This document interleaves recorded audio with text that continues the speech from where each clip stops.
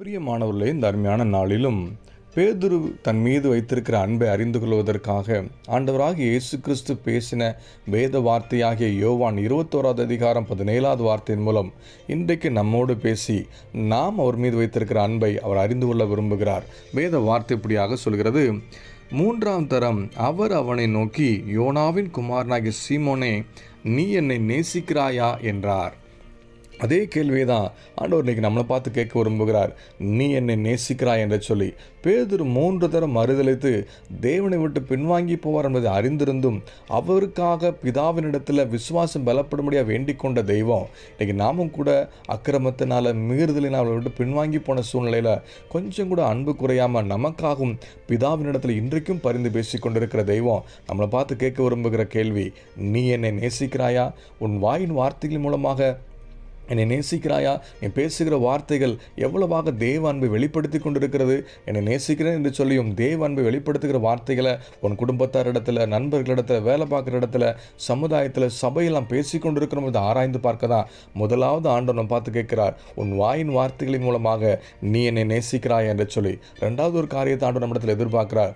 நம்முடைய உபவாசம் எவ்வளோதான் நம்ம உடம்பை வருத்தி கொண்டாலும் நம்முடைய கண்களின் நிச்சயில விழுந்து போவோம். ஏன்னா தேவனை நாம் துக்கப்படுத்துவதாக மாறிவிடுவோம். நாம் பார்க்குற பார்வையின் மூலமாக தேவ அன்பு வெளிப்பட்டு கொண்டிருக்கிறதா, நாம் தேவனை நேசிக்கிறோம் என்று சொல்லியும் நம்முடைய கண்களின் நிச்சயில விழுந்து போவோம். ஏன்னா நாம் எவ்வளவாக தேவனை நேசிக்கிறோம் என்பதை ஆராய்ந்து பார்க்க இன்றைக்கு ஆண்டவர் நம்ம பார்த்து கேட்கிறார். நீ உன் கண்களின் பார்வையினால நீ என்னை நேசிக்கிறாய் என்று சொல்லி.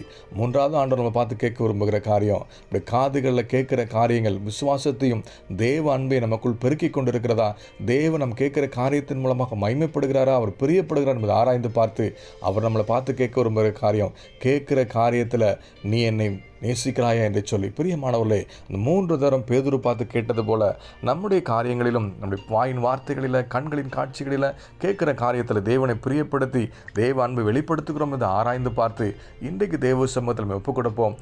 நாம் அவர் மீது வைத்திருக்கிற அன்பை ஆராய்ந்து பார்த்து நம்மை சரிப்படுத்தி கொள்ள அந்த உபவாச நாட்களில் நம்ம விட்டு கொடுப்போம். உடலை வருத்துகிறதுனால அல்ல, தேவனுக்கு பிரியமான உபவாசத்தை ஏறெடுப்போம். தேவன் நம்மை ஆசீர்வதித்து வழிநடத்த அவர் உண்மையும் கிருபையுள்ளவராக இருக்கிறார். அந்த வார்த்தை விசுவாசித்து தேவ சமூகத்தில் ஒப்புக் கொடுப்போமா? நல்ல தகப்பனே, இந்த நாளிலும் கூட ஆண்டவரே, எங்களை பார்த்து கேட்ட கேள்விக்காக உங்களுக்கு நன்றி ஆண்டவரே. உண்மை நேசிக்கிறோம் என்பதை எங்கள் வாயின் வார்த்தைகளில், என்னுடைய பார்வையில், நாங்கள் கேட்குற காரியத்தில் வெளிப்படுத்த உதவி செய்யுங்க ஆண்டவரே.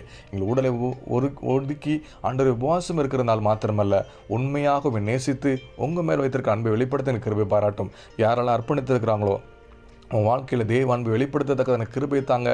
ஆண்டவரே, விலகி போன மறுதலித்த காரியத்தில் தேவ அன்பு பெருகட்டும். விசுவாசத்தை காத்துக்கொள்ள உதவிச்சியும். இயேசுவின் நாமத்தில் ஜெபிக்கிறோம் ஜீவனுள்ள நல்ல பிதாவே, ஆமென்.